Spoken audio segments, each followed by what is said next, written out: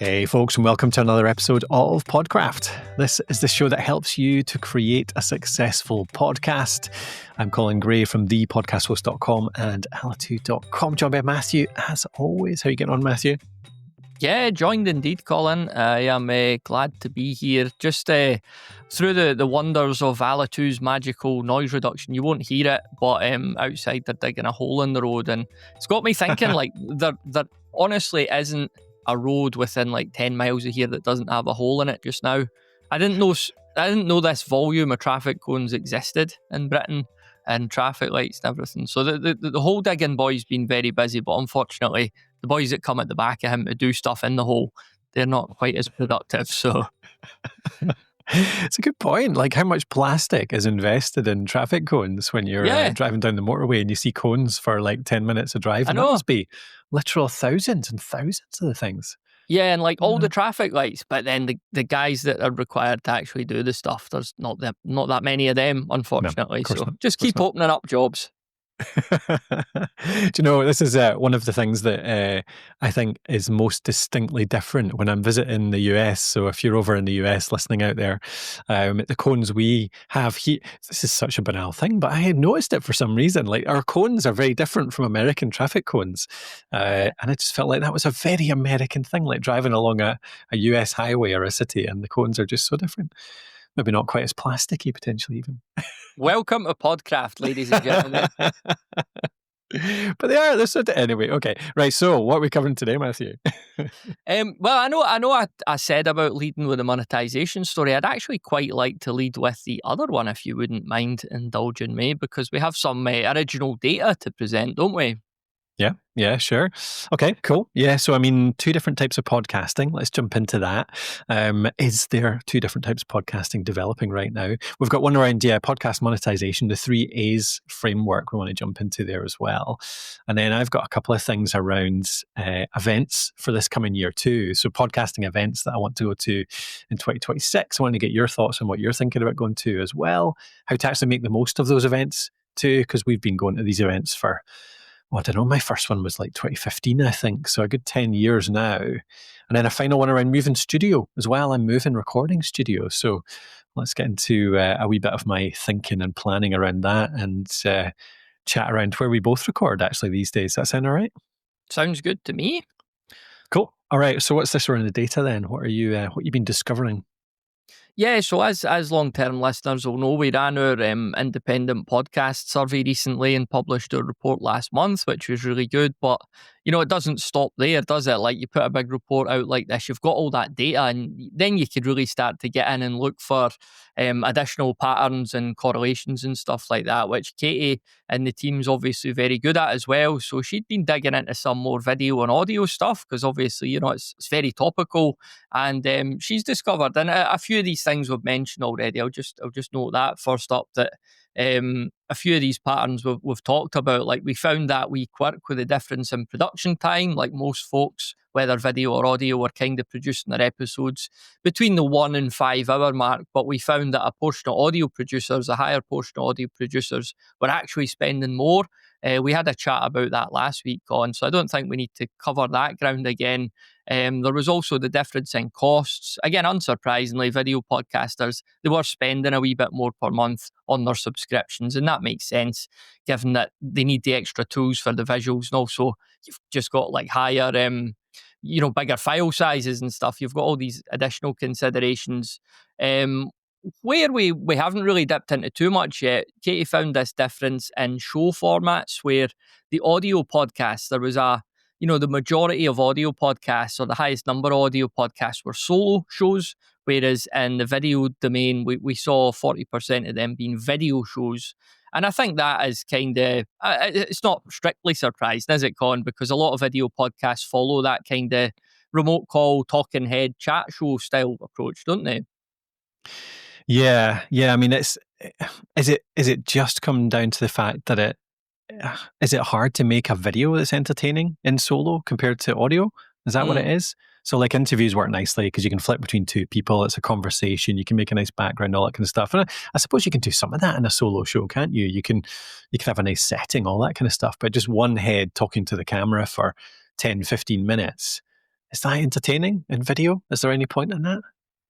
Yeah, no, it's a good point. And again, when you're doing a solo show as well, there's more opportunities, and this is something we've covered recently. There's more opportunities just to not be sitting at the computer recording it. Like, we've talked about the voice note style format, the walkcasting style, and again, a lot of podcasters that do solo stuff, they maybe just don't want to sit in front of the computer with a script in front of them. So there could be, that could be a factor too.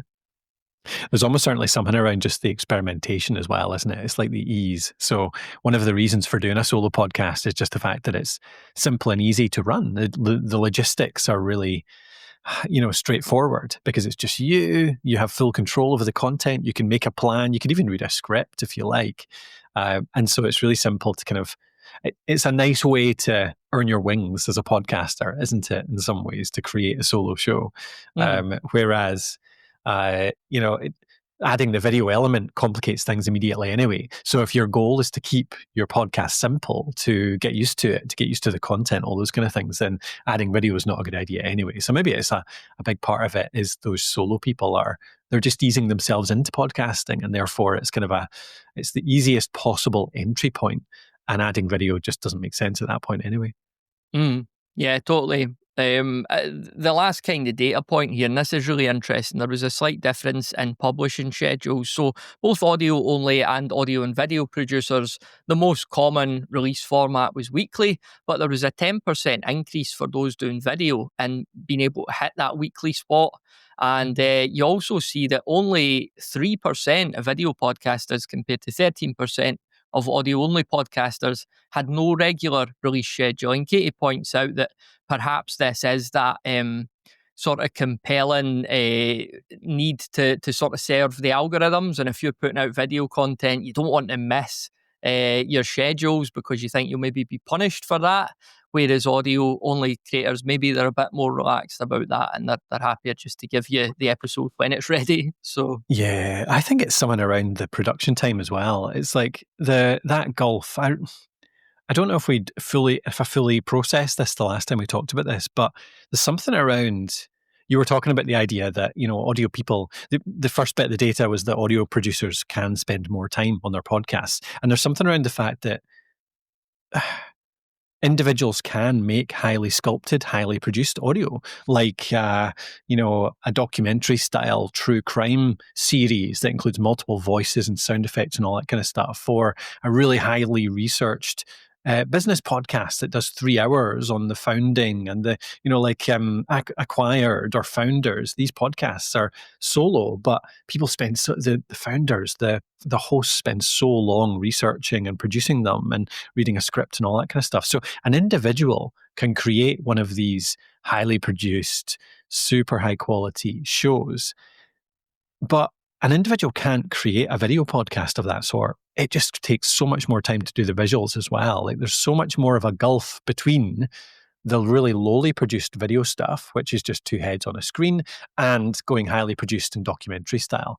Whereas the gulf between that and documentary style and audio is much lower. So you can jump to that as an individual. So maybe there's something around that here with the release schedule as well. The fact that there's just more people creating more highly produced stuff, which can't go out weekly in the audio realm, whereas audio and video tends to, if you're going to do it, the volume is just in doing really low produced raw stuff and just getting it out week by week. Otherwise, you have to get a team and get them involved, and that's the only way to do weekly if it's really highly produced. So there's something around that gulf. Like, audio, low quality to high quality is kind of only a small jump, whereas audio, low quality to high quality in video is such a bigger jump that I think it's driving these numbers in a way. Do you think? Yeah, totally. No, really good points. And obviously we'll put the link to this full piece in the show notes. It's titled, "Is Video Creating Two Different Types of Podcasts?" And I just wanted to kind of touch on the conclusion that Katie's given here, because she's saying, you've got these two different types of podcasts now. It's not like one's better and one's worse. It's not like one's right and one's wrong. There's room for both these approaches, absolutely. But, she's kind of saying, like, it's still complicated. And I want to just read a couple of quotes that she's put in the piece in the conclusion from Tom Webster. It sounds profitable. This is something that he wrote back in July. He said, video podcasting isn't just changing distribution, it's creating economic pressure towards specific, less expensive chat show formats. And that's where the real threat lies. This creates genuine risk for audio's creative diversity. Narrative podcasts, investigative journalism, fiction, experimental sound design, these formats depend on audio's lower production barriers. If audiences and advertising dollars migrate towards video chat shows, these production-intensive audio formats could become economically unviable. And Katie's summing up as well here, I think she puts it well, saying podcasting's future will be strongest when its formats remain diverse. As video gains momentum, we should be intentional about preserving the space where audio-first storytelling excels so the medium doesn't lose the richness that made it compelling in the first place. So, Yeah, I think that's very similar. Yeah, so he's kind of saying something very similar there, which is around the economic pressures actually driving that. Yeah, I mean, you feel, yeah, go on. I was just going to say, he's kind of spoke, and I don't want to put words in his mouth, but Tom spoke quite a lot about the dangers of a creative monoculture, if you like. You know, if it just almost becomes the assumption a podcast is a chat show, it's two people just talking heads on video. Again, nothing wrong with that approach. It's great and it works well for a lot of people, but I think he was just highlighting there's maybe a danger that that can't be seen as the way to podcast. Otherwise, you lose all these other brilliant formats that we've got. Yeah, exactly. The more people feel like they should be doing video or have to do video, the more they're forced to do the raw, unproduced stuff because, again, that gulf is just too hard to jump for most individuals. If we keep them in audio, though, you can do so much more. Yeah, totally. Mm-hmm. Okay, cool. Right. Anything else you want to say on that data, or did I pretty much cover it for now? Yeah, I think that covers it. Like I say, I'll stick a link in the show notes as well. And if you want to skip the show notes entirely, go to thepodcasthost.com/video format, all one word, and you'll find Katie's piece there. Nice. Okay, cool. Let's jump to events then. I'm interested to get your thoughts on this, whether you're thinking about any for this year. I was starting to plan out. I've got a couple at the start of the year. So I'm thinking about I am going to Podfest. I've got a speaking slot there, so I'll be doing a talk at Podfest in the middle of January, which is only 2 months away, terrifyingly. That's over in Florida. It's a great you've not been to Podfest yet, have you, Matthew? No, never been to an American event, ever. No. So Podfest is a good one in that it's the more creator-focused one, I think. Although Brian Barletta and Tom Webster have taken over Podcast Movement, actually. Brian's being their... Well, I can't remember what the role is, but he's taken over as director or chairman or something like that of the whole event. So they've merged with Podcast Movement. So he's promising to make Podcast Movement much more of a creator event again. But in the years past, like in the last few years, it had gone much more towards kind of really heavily industry based and less creator stuff. So Podfest was the kind of the best for just having actual creators there going along and just meeting real podcasters. The loads of really good talks and sessions and workshops and stuff aimed at real live podcasters because there was loads of them there. So I always really enjoyed Podfest for that. But it'd be great to see if Podcast Movement actually pulls off their promise as well and making Podcast Movement in September much more creator focused again. And if there's anyone that can do it, probably I'd imagine Brian and Tom could as well. So that'll be great to see. But that's one. And then I'm thinking about the rest. Were you thinking about the podcast show in London again this year, Matthew? Yeah, I always enjoy it. So yeah, I would reckon we'll go at that for sure. Yeah. What's your experience of how to get the most of these then? Like, why do you go along particularly? And like, do you have any kind of tips on how you feel like you get more out of these events compared to when you don't prepare or anything? Like, what's your thoughts? Yeah, I mean, I've definitely done both approaches, but I've done more than both. Like, I've went along with no plan at all, and funnily enough, achieved nothing at the end of it. I went along with the plan to cover the event, but I just think that's a bit dull and generic. Like, who really cares if you've not been at the event? Who cares if you're covering it? And I think the best outcome for us, I reckon, was when I went there with them. And again, Katie was involved. We went there and, asked a specific question and built content around that. And just having access to all those people in one place, rather than emailing a bunch of folk hoping that they're going to send you a voice clip, you're literally just walking up to them and saying hello and recording a clip. So it was a great way to create content. what I've just, and this is maybe just me, it's never appealed to me to go to something like this and go to talks and that. And that's nothing against the people. I'm sure there's loads of brilliant sessions you could go and watch, but I just feel if I'm going to sit and listen to something, I could do that on demand in my own time. And I feel I'm Yeah. almost wasting time if I'm in amongst all these people and just not having conversations. So I don't know how that kind of relates to your experience. I I find there's a balance. I think if it's a good event, um, I remember the days of going to Podcast Movement back in 2015 to 2020. I went 5 years in a row between 15 and 20. And it was such a good event around that time. It was run by, I think it was four guys. It was Jared and Dan and a couple of other guys that I never actually ended up meeting. But I know they just had certainly Jared and Dan had such a drive to just bring together creators. And it was longer. Was it 3 days? Is that right? It might have only been two, but it always felt kind of longer than the podcast show does these days. Like the podcast show is 2 days these days, but it always felt like you got more packed into it. And I found there was a great balance between, I did tend to go to sessions, like maybe half the day I'd be in sessions because there was stuff run by like really, high level people you've heard of or know well, or, folk that actually you think, oh, I really want to hear what they're working on, or like what this technique they're talking about is, or they would draw you in because actually they're in the industry and it was like high level names that we'd all heard of. So there was something around that you knew fine you were getting like actually real good, valuable content that wasn't salesy as well. I think I'm really loving the fact that the podcast show is growing here, and I think they're doing a really good job of it. But I think the one thing they could potentially improve is those sessions. I think a lot of those sessions at the moment are just panels, which I think panels can often suffer from just being a bit fluffy. It can just be people turn up and they think they're prepared and they think they've got some good insights, but you never teach the best stuff. You never have the same level of education and tips and tactics and things as if you plan out a talk ahead of time. And then it's split between 3 or 4 people so much as well that you never really get in deep. It's always quite surface level. And then equally, they have to, and I understand why, like they have to give some slots to sponsors and stuff like that as well, because people are paying to be there. They need to get sponsors to fund the event to make it not super expensive for the creators, all that kind of stuff. And so there's pressure to bring the sponsors in who end up often not being the best, most insightful presenters either. So there's like, I think that's the one thing they could really improve on. But back in those days with Podcast Movement, the sessions were genuinely great. I would be taking tons of notes. I would be taking all that kind of stuff. So I think there's something around that. Have you been to any of the sessions at the podcast show yet, Matthew?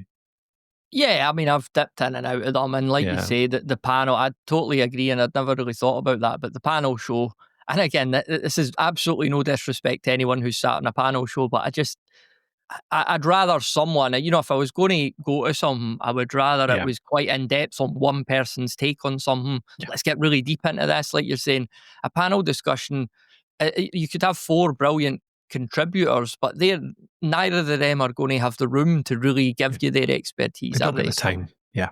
They just don't get the time. Yeah, so it's really hard. Like you occasionally get people that just thrive on a panel that do have like loads of thoughts and ideas and everything organized and can share them live really quickly and easily, but it's a rare thing. So yeah, I think that's something that can improve. But the other thing, I love the fact that you were talking about the like having a goal around a question or gathering some content, because I think that was something I did a couple of times at Podcast Movement. And I found, particularly as a bit of an introvert myself, like not being able to, not being that confident in going up and speaking to brand new people very easily, having that purpose and a microphone in front of you suddenly turns it into something quite easy to do. Actually, it's much easier to approach somebody and say, do you mind if I grab some content? Particularly at a podcasting conference, because everyone understands that desire to gather more content. So it's actually a great way to network as well and meet folk and find out more about them, as well as gathering good content too. I found was that partly how you used it as well, Matthew? No, 100%. Yeah, I'm totally in the same boat, and I do like I am quite introverted. So yeah, it was a great opportunity to go and speak to people that I probably wouldn't have, and it goes beyond just getting a recording off them. Like you learn what they're up to. Sometimes you keep in touch with them, and who knows where that might lead in future. So I think it's a really good. We'll definitely, if we're in London, if we're at London in May, we'll definitely be doing some recording again, I would say. Yeah, cool. Yeah, so there's a couple of things there anyway. I really do think they're worthwhile going to. I think, yeah, even so many connections that I've made at these events that have turned into collaborations or just recommendations online or, just comments on your LinkedIn posts or whatever it might be, that like real people actually genuinely caring about the stuff that you put out there that then ends up kind of supporting the stuff you do and getting out to more and wider audiences as well. So there's like so much worth in kind of making these genuine relationships, and forget all of that promotion stuff as well. Actually, just genuine friends that I've met through those events as well, that I just talk to about all sorts of other stuff as well as podcasting. So yeah, just worthwhile. Looking through the list, like we've got an article on the site, Matthew, don't we? Podcasting events. And for next year, so Podfest is the first one. Have you heard much about On Air Fest in February? No, I can't say I have. No, I've heard a bit about it. Yeah, in Brooklyn. I saw a few postings about it last year. It seemed to be really well received. It's quite a long one, 3 days, 4 nights. They do it across a bunch of locations as well. Maybe a bit more creator focused even as well. They have loads of live performances. They're claiming like 80 plus live performances. And they've got multi-sensory experiences, Matthew. What do you think that means? Yeah, getting drunk. Yeah, probably if it's New York and Brooklyn. So yeah, not sure what that is, but yeah, I heard a lot of good things about it last year. Actually, it'd be a cool thing to go to. It's a shame it's right at the start of the year, so it's quite tricky to go to just right after Podfest back across to the US. But maybe one year in future.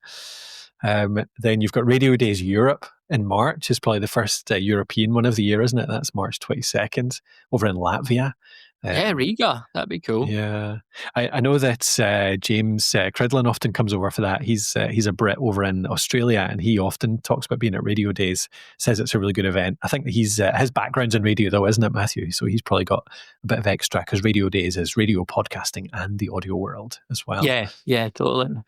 And then you've got a few more. You've got Podcast Movement in their first one. So they've changed Evolutions. They used to have Podcast Evolutions in the spring and then the main Podcast Movement event in the kind of early autumn. But now they've brought Evolutions into South by Southwest, which is really cool, actually. South by Southwest is just this crazy, massive event in Austin, Texas, which brings together film and tech and startups and music and film and all sorts of stuff. So it's such a cool event. It's really cool that podcasting is getting a bit of a space there too. So if you fancy making it over to Austin, I would love to go out there sometime. Matthew, we should organise a team trip out to Austin at some point. It's probably more party than education and learning, but it could be worth it. Get some steaks. Yeah, absolutely. Yeah, steaks from Texas. Then you've got the podcast show in May. You've got Podcast Movement in September. And yeah, that kind of rounds it out. I'm sure more will come up. You've got the Hubfest as well. The one that will make a mention for this as a real creator one. The Audio Drama Hubfest is often in around November-ish as well, run by Sarah Golding, isn't it, Matthew? You ever managed to make it along to that one? No, it always falls on my birthday weekend, so I've always got like a dinner booked or that. So I'm quite frustrated at never making down because it's a lot of my pals that organise that. You've got Kareem Tromfley as well. So I was speaking to him recently about like they're going again next year, and it makes me think back, and I think he mentioned this too. So there was just before the pandemic for a couple of years, you had God, I can't remember its name now. Pod UK, I think. In Birmingham. Or UK Pod, maybe. Yep. It was a great wee event, but the pandemic killed it. And I think Kareem was saying the Audio Drama Hub maybe hope to get back to Birmingham because that venue is just really good. So keep our eyes on that. Cool. Yep. All right. Well, that's the events I'm thinking about. Yeah, Podfest for sure. Hopefully Podcast Movement later in the year as well. Podcast show definitely in London. Yeah, I think that'll be it for me this year. But yeah, if you're out there, I hope that was a good wee rundown. We've got an article. I'll put a link in the description to our article that runs down all of the events. And we tend to add on, like this, these are the ones that are organised now for next year. But there tends to be loads kind of pop up through the year as well. So keep an eye on that if you fancy any events local to you. God love anyone who could organise an event. I can't even organise a game of football with like 9 other guys. So I don't know how people put events on. So yes, never mind dozens of participants and then hundreds of attendees for sure. Yeah. All right, let's jump to the next one. What about podcast monetization, Matthew? What's this new concept you've got around the 3 A's and getting your Yeah, monetization up and running? yeah, not just my favourite type of battery, the AAA. It's always that battery that you don't have, isn't it? Like when your remote control goes on the blink, you've got like 20 AA's, but no AAA's. But yeah, Yeah. a good old framework because in the past we've kind of went through monetization. There's loads of different ways you could monetize, not just a podcast, but any content. But in the past, we've just dumped a big list, haven't we? There's just here are all the ways you could monetize. So in creating this guide for our CreatorCraft blog, I worked with Lindsay to kind of put in a more helpful and memorable framework. So the 3 A's stand for audience, authority, and assets. So this is kind of 3 different buckets or baskets, if you want the eggs analogy, that you could put these different monetization strategies in. So thinking about your audience, this is the people you reach. Your authority is the knowledge that you could share, and your assets are the things that you create that others want to use. And really, we're putting this together because, again, harken back to our independent podcast report, we did find that 85% independent podcasters weren't monetizing. And although it wasn't a massive goal for loads of people, it's still very much a challenge for a lot of podcasters. And we want to make sure that if you're out there listening and you're really struggling to get any sort of monetization streams set up, that we want to make sure that you know that there's loads of different ways you could do it, even from day one or episode one. So we put that guide together. Lindsay's done a great job with it, and it's over at thepodcasthost.com/AAA. So what do you make of that, Colin? It's kind of scary, but also maybe understandable. The whole 85% of respondents say they're not making money. So 85% of podcasters just not making any cash. Did the data show whether that was deliberate or whether that was against what they would actually like? As in, 85% are literally just doing it as a hobby and not even asking for money. Like, what was that kind of balance around people who wanted to actually earn from the show versus not? Well, we did find that, out of these respondents, I think it was only something like 9% saw income and revenue as their main goal or their biggest challenge. So we were able to see that. Again, there was other data to show that didn't mean people didn't want to make money or at least cover their costs. But it wasn't like, I'm making a podcast because I want it to be my full-time job. We didn't see a lot of that, basically. People were getting into it for other reasons. But again, that doesn't mean that you don't eventually want to cover your costs and even take that a wee bit further, start to, maybe pay to bring on some editing help or build a small team or that. So yeah, cool. Okay. Yeah, that makes sense. So just dig into these a wee bit then. So you're talking about each of these levels, audience, authority, assets. These what are the kind of a couple of examples of things you can earn from inside just the audience bracket in the first place then?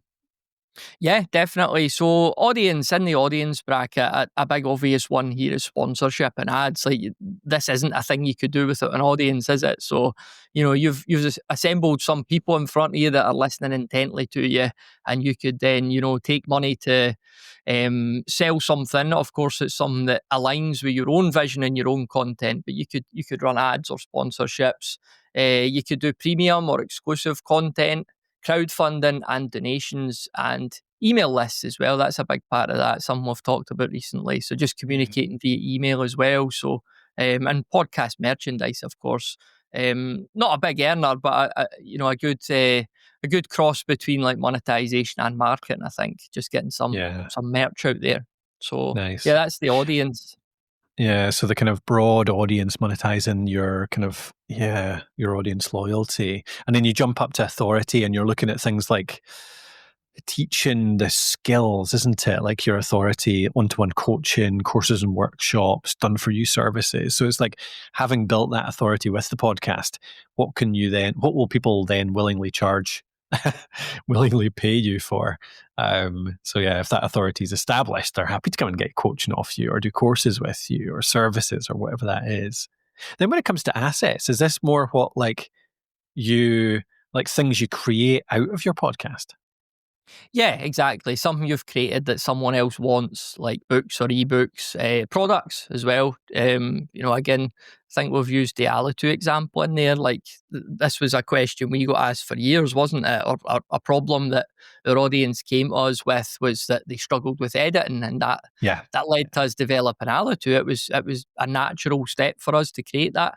And affiliate marketing can fall under this bracket as well of assets. So I think that's Cool.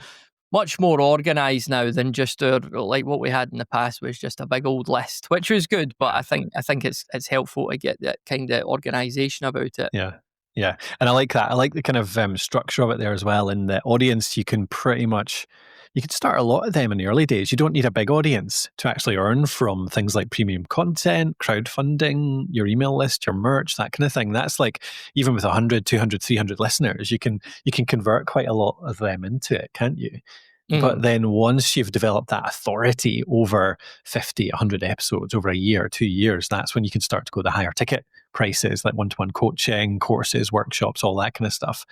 Yeah, that's really interesting. And then once you've got loads of stuff out there, even beyond that, is the assets, like turn that whole series into a book, turn that series into a product, whatever that might be. Yeah, I like that structure. The thing I was going to ask was, what have you done? What monetization methods have you found worked best for the shows you've done over the years, drawn from these buckets? Like, how have you worked through them?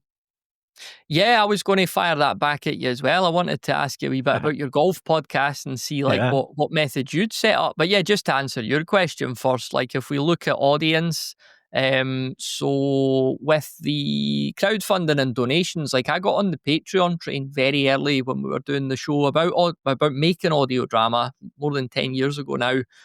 So we got on Patreon back then when it was just really a tip jar. There wasn't an expectation for like bonus content and stuff like that. And it was just a great thing to mention on the show. And I found a lot of people were just happy to chuck us some money each month. Yeah.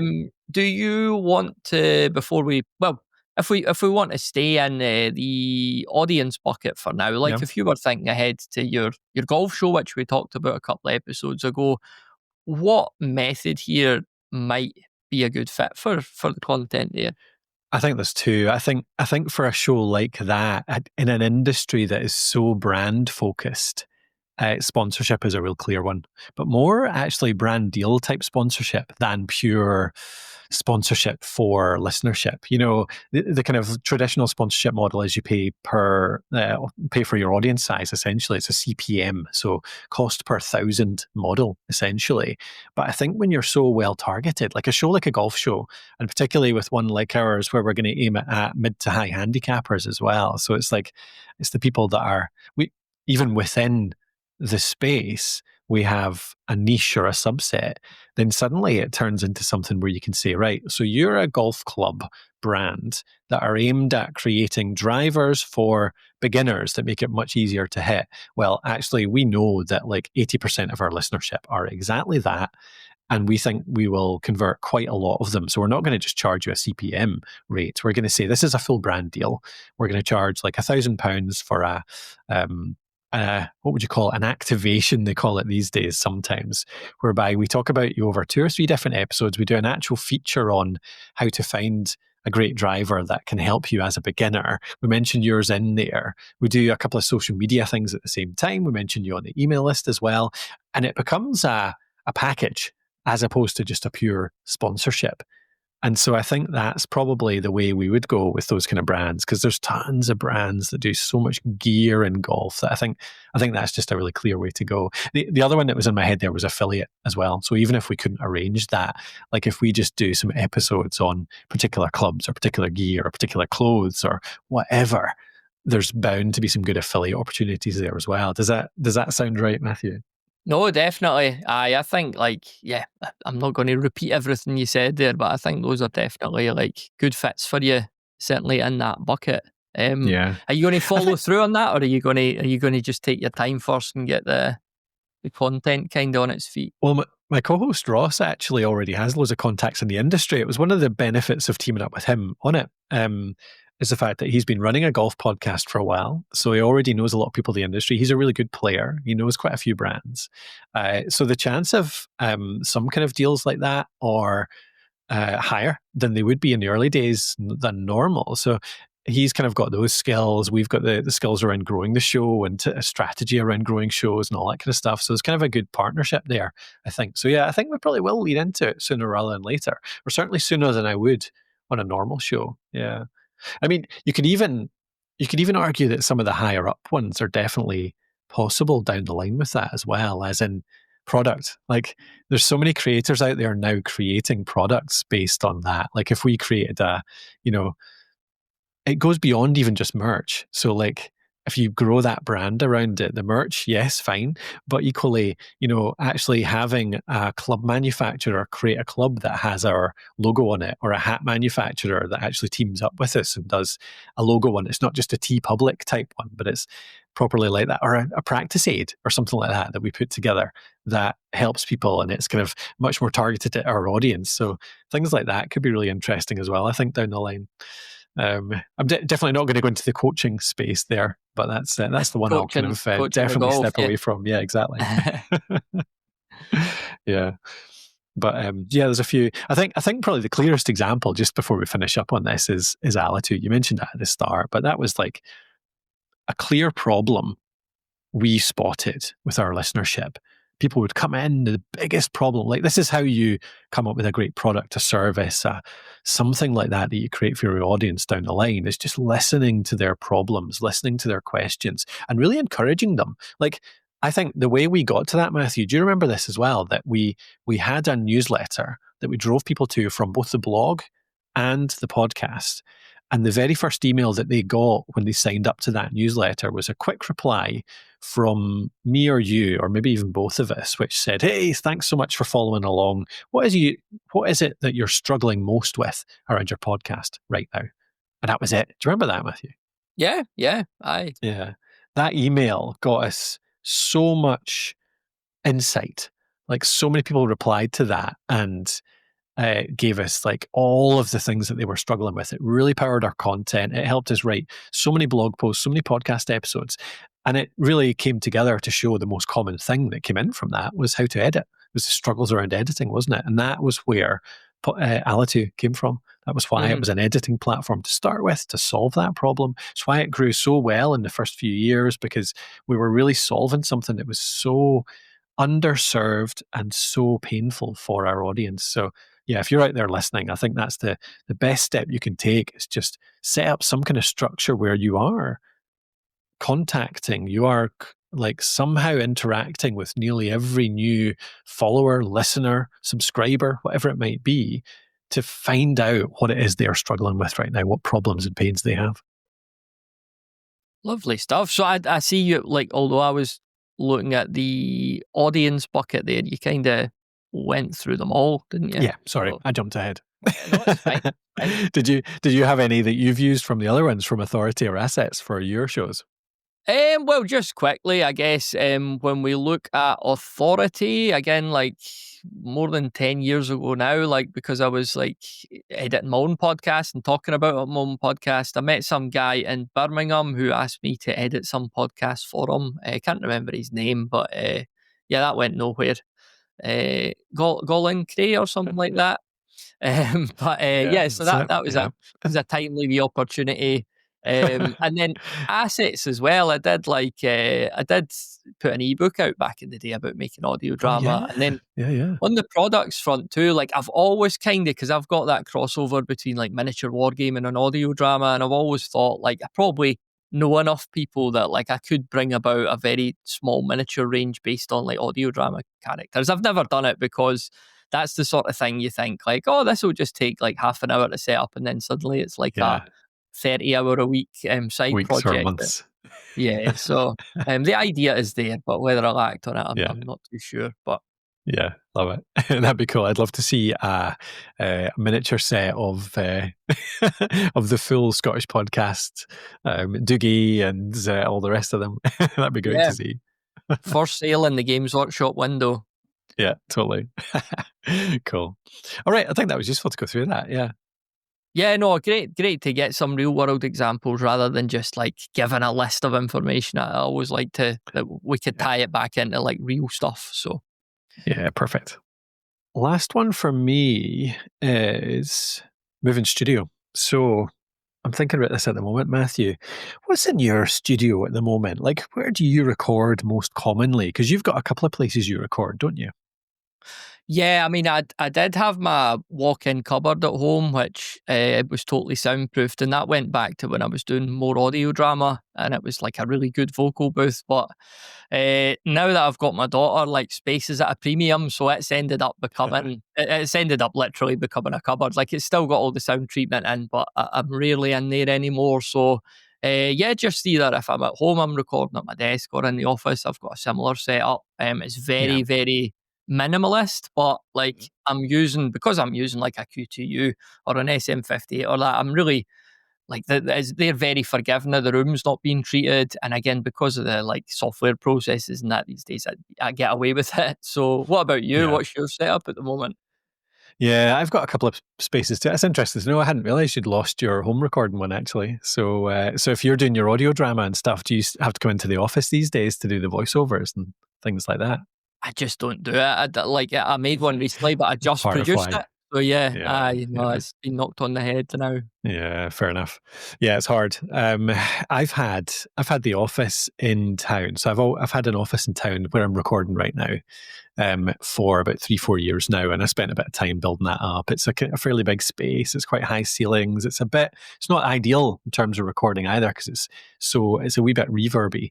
But I've done a lot of work on the walls, like put up quite a lot of soundproofing and stuff like that, and I've made it as well because I've wanted to record. We've been trying to build our YouTube training library pretty heavily, so I've built it for video as well, and for doing Mm. video podcasts, like to be able to go on other podcasts as a guest and have a really good video setup so that they can then publish a good video recording too. So I've done a lot of work on that side of things. So it's taken quite a while. So it's kind of at the moment thinking about moving studio. And what I want to do, the goal is to make it so that actually I don't have to travel anymore. Like I've just got a bit fed up with the to and fro from the office, and actually it's pretty noisy where I am as well. Like I'm in town and it's a shared building, and I want to build a space at home that actually is really good for all the kind of recording that we do, and that I have just more control over. It'll be quieter. It won't have the commute and all that kind of stuff. So given the amount of time I spent building up this video studio here where I am right now, I'm kind of intimidated, not quite the word. Not looking forward to moving all this stuff and try to build up a good setup again, but I'm gonna anyway. So yeah, so I'm thinking about yeah. Go on, sorry. I was just going to say, what are the main? I'm sure you were going to get to this, but like, what really like bothered or not bothers you, but what like do you see as the biggest challenges there?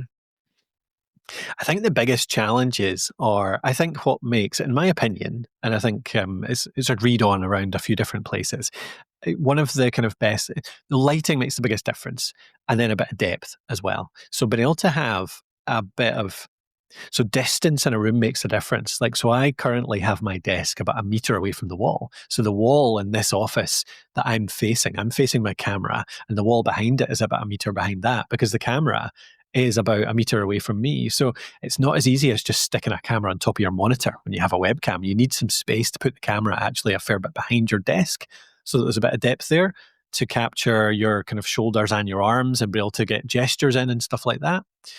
And then your lights as well. You need space behind your desk for the lights too, so that you can actually get good lighting. Because that's pretty much like, even with a bad camera, with good lighting, the visuals are so much better. And then when you add in the background as well, you want a good bit of depth between you and the background so that the background can be blurred out as well. If you have a decent camera, you can get that blur. So there's this whole thing around depth that needs like 3-4 meters from wall to wall. I think about 4 meters I have here that creates that depth and that color and that lighting. And then actually building the background too. So yeah, there's figuring out the configuration in the room I now have about whether I can get that depth, and then creating that background kind of texture that I quite like in my videos. I quite like a kind of chaotic background as well. So building that up again, and then all the lighting is probably that's the bit I'm not looking forward to because it takes a lot of tweaking, I think. Yeah, lighting's terrifying. Like, I mean, ask any photographer or painter, even lighting is a very complicated science, isn't it? And Yeah.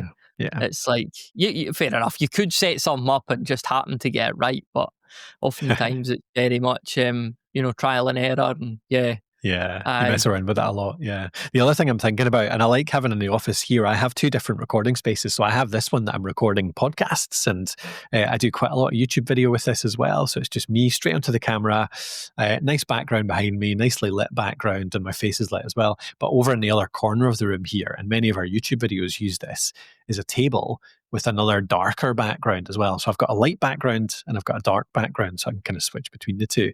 And I don't know if I'll have the space in the new studio to do that, but I'm trying to figure out at the moment a kind of layout. So at the moment, I'm at the stage of like getting a paper and pencil out and like actually sketching out where my desk could be, where the camera could be, where the kind of different angles could be. So yeah, do you remember? Did you watch many of Mike Russell's videos? Friend of the show, Mike Russell. You watch many of his YouTube videos? Yeah, but they were almost all tutorial screencasts. So I saw some of Mike's stuff where it was him Yeah. presenting. But yeah, you're referring to the fact that he had quite a multi-camera setup. He did. Yeah, absolutely. Yeah. So he had, and I'm thinking about experiment with this. One thing I'm not necessarily the biggest fan of my current setup is I just kind of have a face to camera. I'm straight onto the camera. I've got the background behind me. So it's just really a fancy webcam setup, really. It doesn't look much, it doesn't look any different from a webcam apart from it's a nice camera, nice lighting, nice background. So it does look better, but it's not like much different in terms of composition. And Mike used to have 2 cameras up at angles. So if you imagine you're looking at your webcam right in front of you, he actually had one up and to the left and then one up and to the right as well. And so I'm thinking about this setup where my monitor is off to the side a little bit, the camera is up and to the left. And so when I'm talking to the camera, I'm looking up at that. But then when I do the screencast, and this is a kind of common thing, I'll do a screencast or something, I'll look down at the screen, I'll do something that'll be shown on the screen at the same time. And so it's just a bit of a different angle than me just looking up and down, as opposed to, looking sideways a little bit. It sounds a bit subtle, but I think I really liked that kind of approach where you could see it wasn't flat background behind you, but it was walls at an angle. You could kind of see a diminishing. There was something about the lines in it. Does that make sense? Yeah, no. I mean, you're just looking at some a bit more dynamic, aren't you, than just the old Zoom call staring straight down Yeah. the camera kind of approach. Yes. So Exactly. Yeah. Yeah. And even having a couple of cameras too. Like, what was the camera you reviewed a couple of weeks ago? the Nearstream VM20, and I've got another one for a wee look next week. The YOLO cam or something, which is quite a funny name. YOLO. And there's one on its way to you as well, because I was drowning in cameras, the Yeah, Obsbot yeah. or something like that. So Yeah. we'll obviously have more on that once we've had a look at them. But yeah, the Nearstream VM20 was really cool, particularly the like zoom function. You got a wee remote. You could zoom Yeah. in for like 3 meters away and get like really intricate details. Again, I'm a nerd, so I was thinking about like, could I film a wee game of like Warhammer or something? So it looked really cool for that. See, that's really cool. I need to have a chat with you about all these cameras and see which ones I can nick off you, because something like that, I think that Nearstream, just like, and it's a tiny little thing, so it'd be really simple to mount it on the wall up in the corner, and have just a different angle that I can talk to, like up and to the left a little bit, for any shows, for any recordings. So yeah. The Nearstream's not the smallest, for the record. It's like a brick. No, but it's not like a DSLR, for example. Right, It's not like right. a big kind of proper camera. Yeah. No, you're absolutely right. Yeah. But it kind of takes that for the zoom, I think, doesn't it? It's bigger than a webcam for sure. You're absolutely right. Yeah, cool. But yeah, it's interesting. I'm gonna try and record like a time lapse almost of doing it, like different stages, and try and record as I'm doing it through the next probably the next 4 or 5, 6 weeks, even over the Christmas period as well. Actually, I'll probably do a bit of the moving. So I'm going to record a studio build, and see if I can make some good content out of it. So yeah, be interesting to get your feedback as I'm doing it.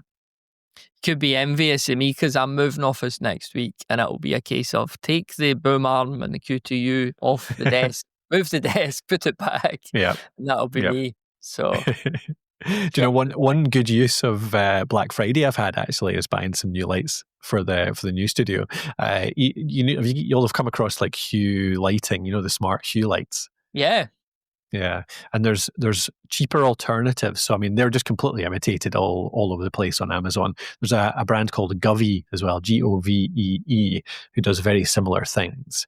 And there was a good bit of discount on quite a few Hue lights and Govee lights. So I've bought quite a lot of them. They're kind of the different color ones. So you can make it red, purple, blue, whatever. So you can have nice backgrounds. I've really enjoyed having the Hue lights here in this studio so that I can have different colors behind me and a bit of gradient. So I bought a few of them on Black Friday. Aye, no, you're wise to do that. Get yourself a deal. Yeah, the old Black Friday roundup as well. I'll just give that a wee shout out, might as well, because time of recording, time of publishing will be on Cyber Monday, won't we? So Indeed, yeah. you can thepodcasthost.com/Black Friday is the link. Nice. Loads of deals in there. I've been through Amazon 20 times and picked out a few things. So and there's more than just Amazon on there too. There's lots of other deals. So nice, cool. All right, want to do it for this week, Matthew? I think it will. Yeah, it's been a good wee chat. Great stuff. All right. Thank you out there for listening as well. If you want to support the free content we put out, like this show, the YouTube, the blogs, all those kind of things, best thing you can do is check out the products we offer, one of which is Alitu. So Alitu is our podcast maker app. It does call recording, it does editing, it does hosting, audio cleanup. The core of it really is the editing. We try to make it as easy as possible for you to create your show. So even if you record elsewhere, you host elsewhere, the editing and the audio cleanup is worth it alone. We get loads of users who use it only for the editing and the cleanup. You've got editing via waveform or via transcript. You can get in there, you can cut out your ums and ahs automatically, cut out your silences, do loads of different things in there that really make your editing much simpler. And the audio cleanup obviously takes care of pretty much everything these days. Yeah, cleanup is just mental, like taking out dog barks and sirens going by and all of those things. So you can barely worry about it. Concentrate just on your content. So you can go over and check out Alitu at alitu.com. That's alitu.com. And you get a 7-day free trial to see if it suits you. All right. Thank you, Matthew. That was good fun. Thank you. Yeah. And thank you out there for listening. We'll talk to you next week. Cheers.